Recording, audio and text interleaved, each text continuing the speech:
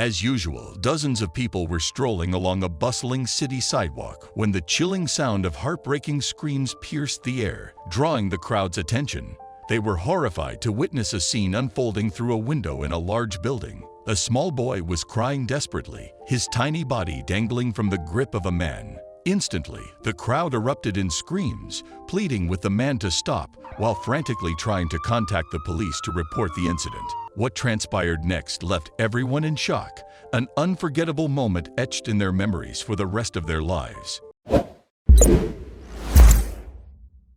Camila was a young and humble girl raised in a Catholic family that nurtured her faith from an early age. Every Sunday, her parents took her to Mass, and throughout the week, they dedicated a few minutes each day to reading the Word of the Lord together. They taught her that the most important thing in life was to love God above all else, believing that if she loved God, she would also love every person in the world and become a good person.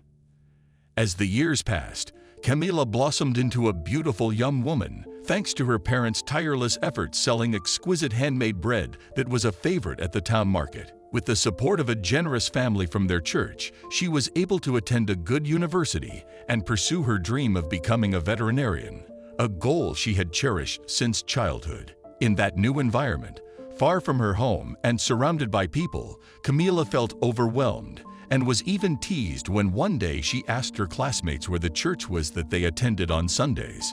"What, do you come from a nun school?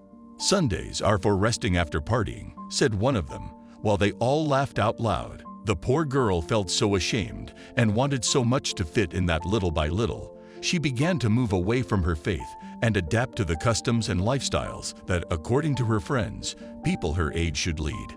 That was how, years later, while partying with her friends, she met Martin, a boy from another university who, as soon as he saw her, began to flirt with her. From that day on, he sought her out everywhere until he finally won her over, and they started dating. He was the son of a wealthy family, and his parents were also the leaders of a mysterious religion to which he belonged. After months of romance, Camila proposed that they travel to his town so he could meet her parents. Although he always made some excuses, he finally agreed. That day, while she and her mother were preparing the room where they would sleep, she took the opportunity to tell her that Martin had suggested they move in together, and she liked the idea. "You should think about it more, my girl. I think you are rushing too much. Besides, there is something I don't like about that boy." When she heard her mother's opinion, the young woman was very upset. "Is it because he doesn't believe in the same God that you do?" "No, it's not that. It's just that there's something strange about him." "Don't give me explanations. I don't want to hear it. Martin is right in not wanting to come here. You don't know anything about the real world." Since that visit, Camila moved away completely from her parents, and just as she had planned, she moved into her boyfriend's apartment to start a new life with him. Although at first everything seemed rosy, little by little, Martin's unusual beliefs began to turn into a real nightmare for Camila, who by then had just found out she was pregnant. Upon learning the news, Martin, who had become a controlling and possessive man, forced her to follow his rituals even against her will. He became increasingly restrictive about what she could and could not do and forced her to drop out of college for good. During the entire pregnancy, he restricted her food, regardless of the fact that the doctors told him it could be dangerous, and did not allow her to take the vitamins they prescribed. Luckily, little Aaron was born completely healthy, but Camila's body was so worn out that the doctors informed her she wouldn't be able to conceive any more children.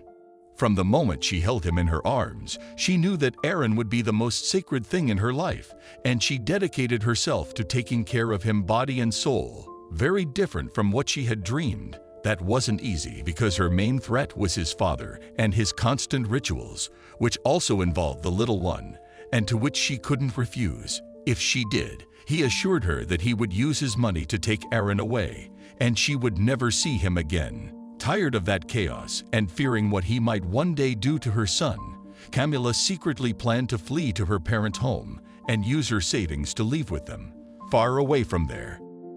But just when she was about to do so, a strange virus collapsed the cities, and people were forced to stay in their homes until further notice. As if nothing could be worse, she had to endure the anguish of that confinement, accompanied by her in-laws, who kept repeating that this evil had been sent to eliminate the impure, who were the only ones who could be infected, and they celebrated the deaths that brought so much pain to families. That morning, Erin's screams woke Camila, and seeing what her husband was about to do, she began to cry for help and begged him to please stop. In the last few days, the little boy had been down and looked a little sick, so Martin decided to contact the family doctor to check him and run some tests that confirmed the little boy had been infected.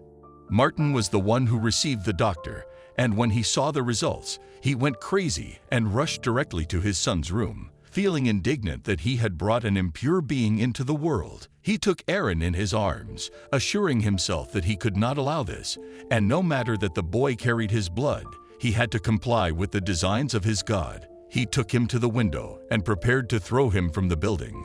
Regardless of his wife's heart-rending pleas, that man released the little one, and unable to believe what had just happened, Camila fainted from the shock. When she regained consciousness, her eyes filled with tears as she saw that an officer was holding her son in his arms, safe and sound. It was a real miracle.